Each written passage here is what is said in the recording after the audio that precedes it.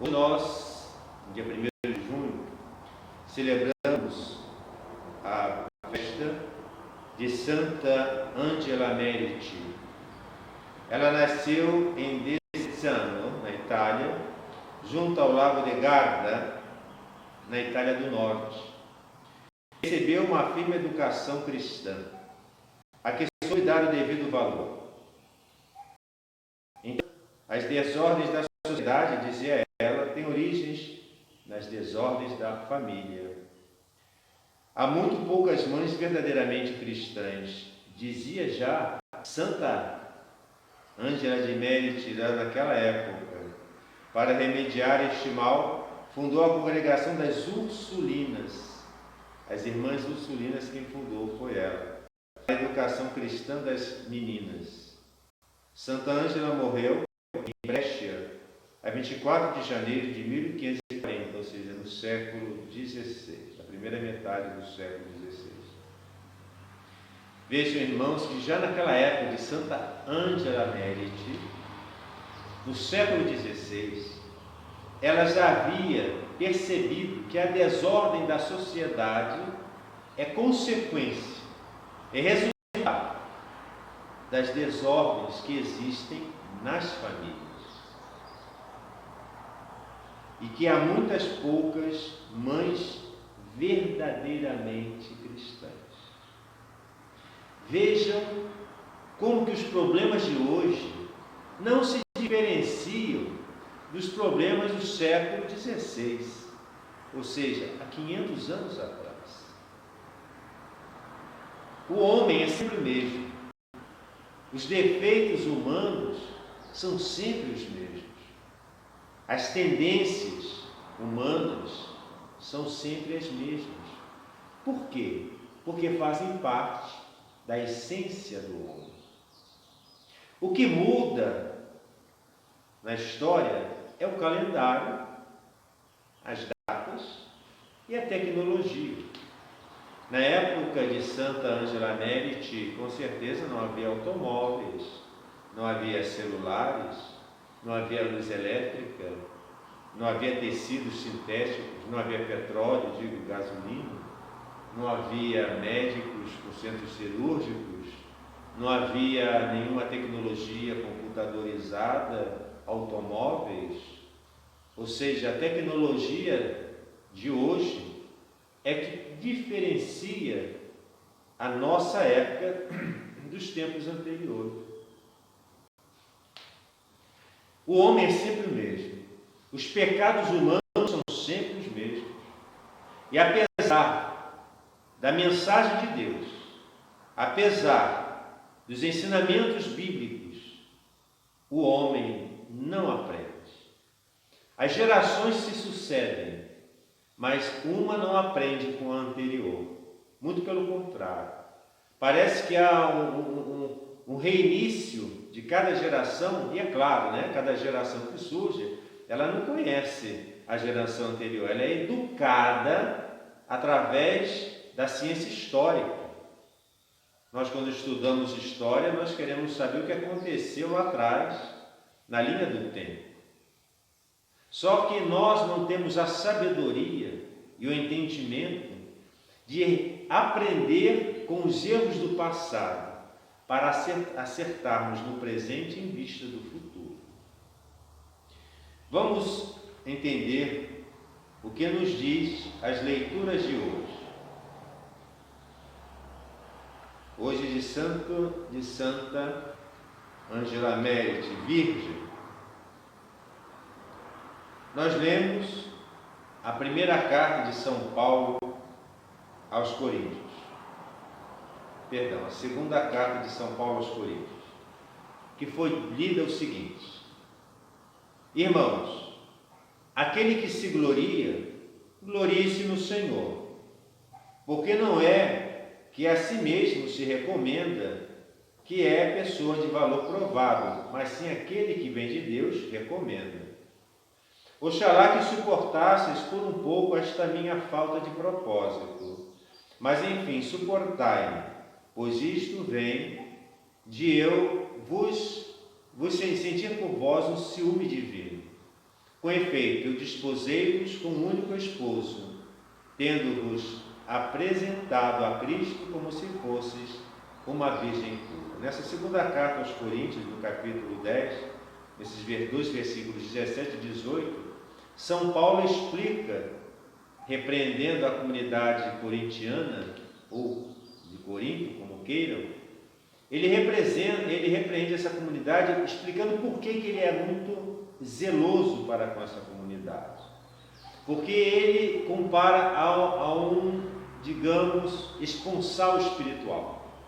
Ele desposou essa comunidade, tendo em vista como se fosse uma virgem desposada para o seu noivo. E ele afirma que se alguém quer se gloriar, que se glorie no Senhor, não em si próprio. Porque nós não somos nada. Nós não temos nada. Se nós queremos nos gloriarmos, temos que nos gloriarmos dos nossos pecados, das nossas fraquezas, das nossas limitações. Então ele fala que oxalá que suportasseis por um pouco de tempo a minha falta de propósito.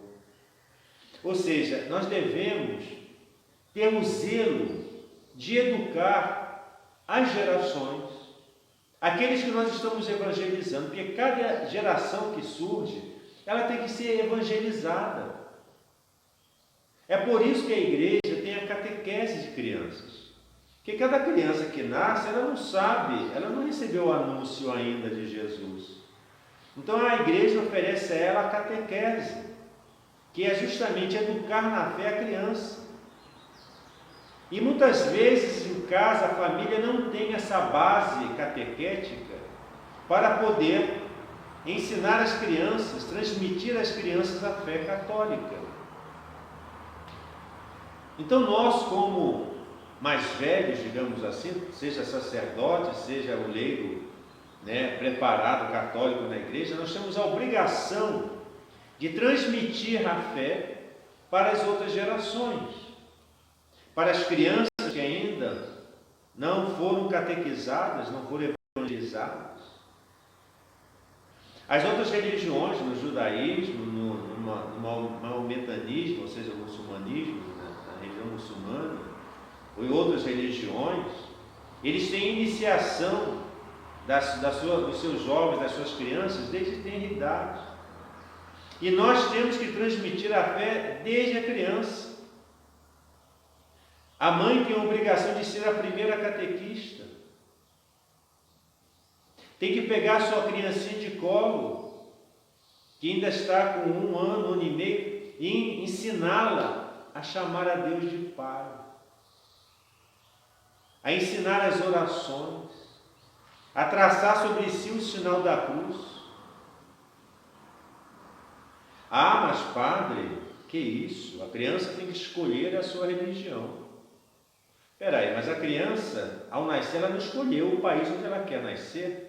Com certeza que muita criança gostaria de nascer num país desenvolvido, em vez de nascer no país, na situação que nós nos encontramos. Imagina uma criança que nasce num país de terceiro mundo, num país miserável. Se você fosse perguntar a criança no outro, você quer nascer aqui ou quer nascer nos Estados Unidos, quer nascer na Nova Zelândia, quer nascer na França, em algum país, a criança teria o direito de escolher também. Mas a criança não escolhe, nem o idioma que ela vai falar. São os pais que determinam o que é bom para os seus filhos, desde que esteja de acordo com a vontade de Deus, desde que esteja de acordo com o que é certo. Essa história, essa conversa fiada, como se diz comumente, de que as crianças escolher a sua fé, isso é uma mentira, é uma falácia. A criança tem que ser educada na fé da família, na fé da igreja, desde criança, desde pequeno. Eu vejo que essas pessoas que usam esse argumento funesto são os mesmos que já desde pequenininha compram a camisa do seu bebê da cor do time a que ele torce. Então vejam que há incoerências, há incongruências de comportamento. Tudo que se diz em relação a Deus, não, sempre há um pretexto, há um subterfúgio, um artifício para poder não evangelizar, não catequizar a criança. E São Paulo fala justamente que nós temos que ter esse zelo com a nossa religião. Porque não é time de futebol, não é nacionalidade que vai nos salvar. O que vai nos salvar é a fé em Cristo. É a fé que nós recebemos dos nossos pais. Infelizmente, essa nossa geração, mais nova do que a minha, não tem muita evangelização. Muitos não são educados para ser pais e mães, não são educados para a família. Não sabe fazer nada, não sabe estudar. Esses dias dando aula, a gente percebe que as gerações de hoje não sabem estudar. Não retém as coisas na memória, porque hoje o computador retém tudo para a gente, né? Memória, informações, códigos, senhas, login, não sei mais o que. Não, para que eu vou usar minha memória para isso?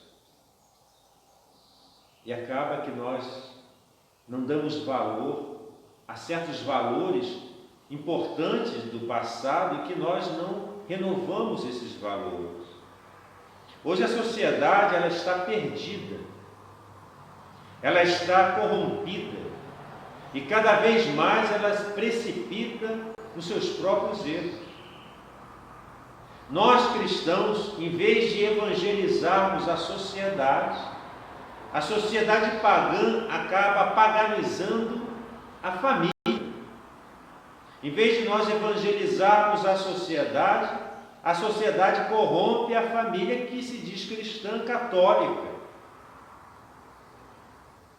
Vejo que muitos rapazes ou moças que são educados na fé católica, dentro da igreja, em casa, vai namorar um rapaz ou o rapaz vai namorar uma moça, em vez de trazê-la para casa, para a fé, para a religião, ele se corrompe com ela, perde a fé, entra em conflito com a família. Hoje o mal está mais forte que o bem.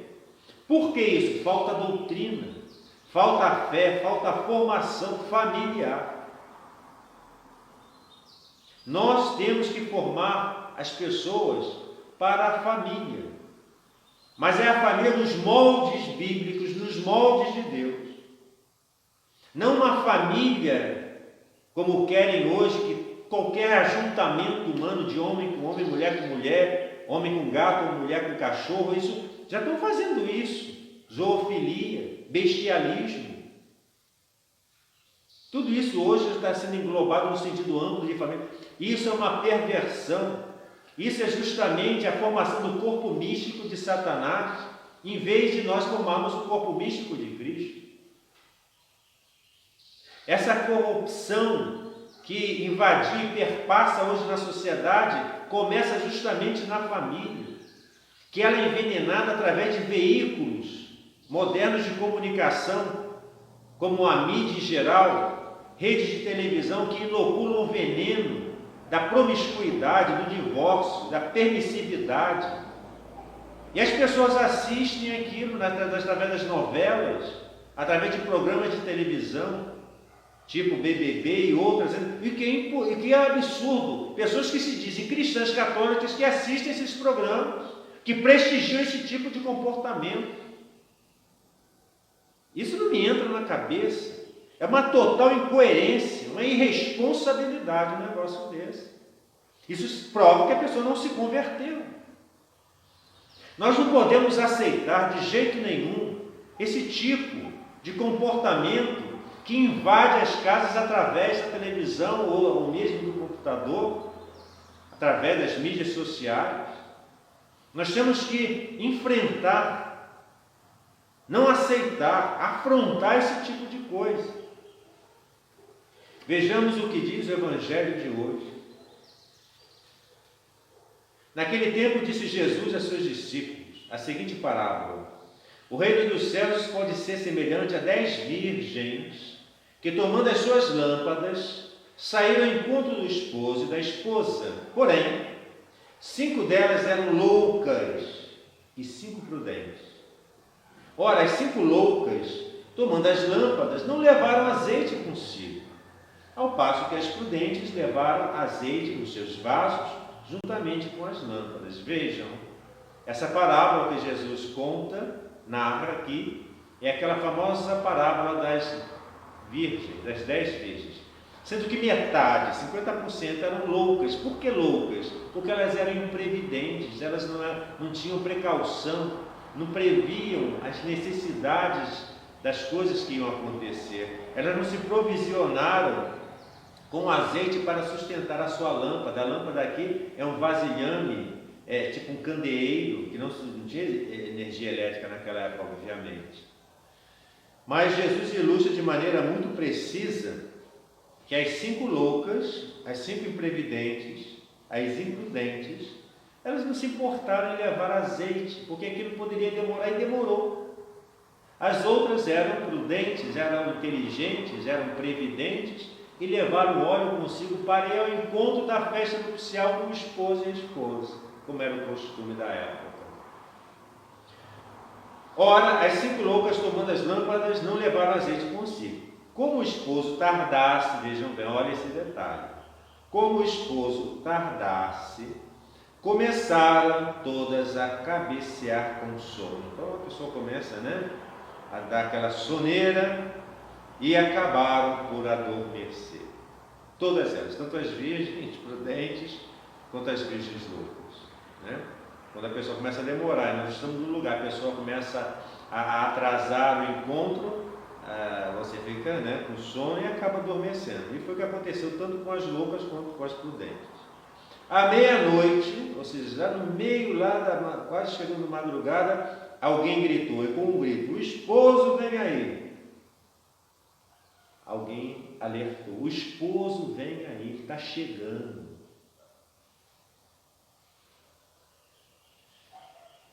Então, saíram ao encontro.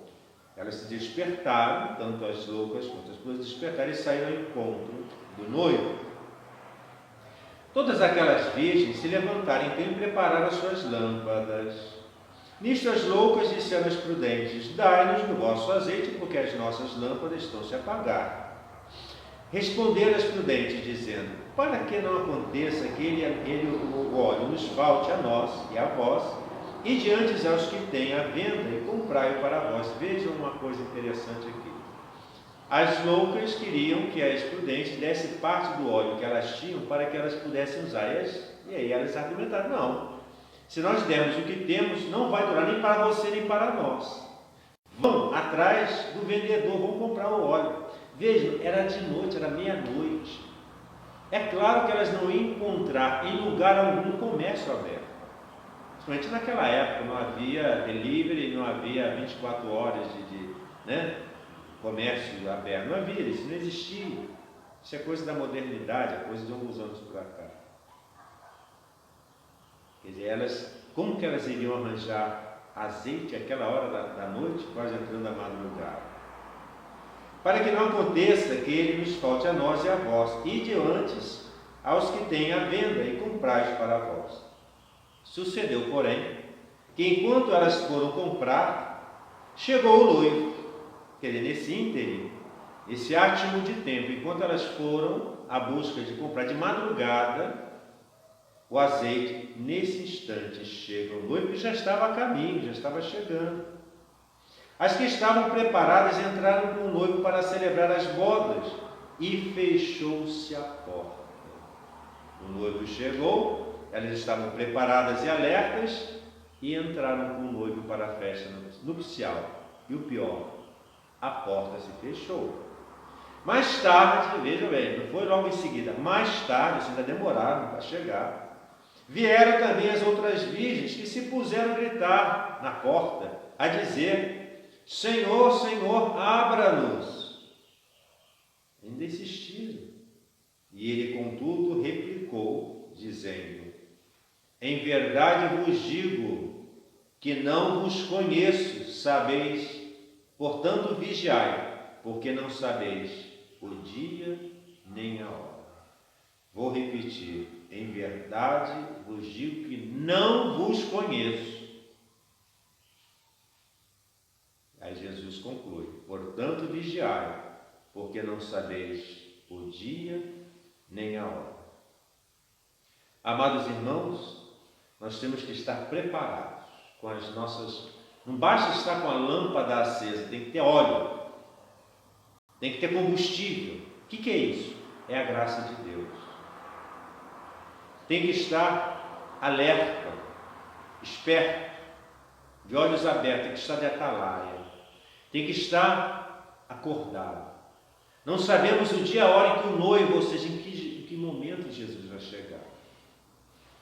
Nós buscamos a verdade, a palavra de Deus, os sacramentos. Nós temos que estar com essas lâmpadas não somente acesas, mas também com bastante óleo, bastante combustível, para podermos suportar as demoras de Deus. Porque o noivo tarda a chegar. Tarda a chegar para nós. Porque só Ele sabe o momento certo. Enquanto que para nós Ele tarda a chegar, nós temos que ter o combustível, o óleo necessário, suficiente, para sustentar a nossa fé, a nossa perseverança, a nossa caridade. Nós temos que estar munidos do amor de Deus, munidos e plenos de Deus. E a forma de nós nos mantermos unidos a Deus é recebermos o seu Espírito, estarmos em estado de graça. Levar uma vida verdadeiramente cristã, uma vida verdadeiramente voltada ao serviço do Senhor. Custe o que custar. Vencer as barreiras, vencer as necessidades, vencer os desafios, vencer as tentações. Lutar contra aqueles falsos que procuram nos desvencilhar e nos desviar do caminho. Não podemos ter uma fé fraca, sem combustível, que a qualquer momento, numa distração, nos desvie do esposo. E vamos procurar em lugares que não existam um combustível, porque vai ser tarde demais. Porque quando despertarmos, a porta já poderá estar fechada. E Jesus poderá dizer para nós, não porque Ele quer dizer, mas porque nós assim decidimos, de termos feito a coisa errada. Não vos conheço. Eu não vos conheço. Ou seja, não nos reconhece como seus seguidores, seus adoradores. Que triste, que trágico, que desastre, que desespero ouvir uma coisa dessa. Portanto, aproveitemos, enquanto estamos nesta vida, para mantermos as lâmpadas acesas, com muito óleo, com muito amor, com muita fé, e que o Senhor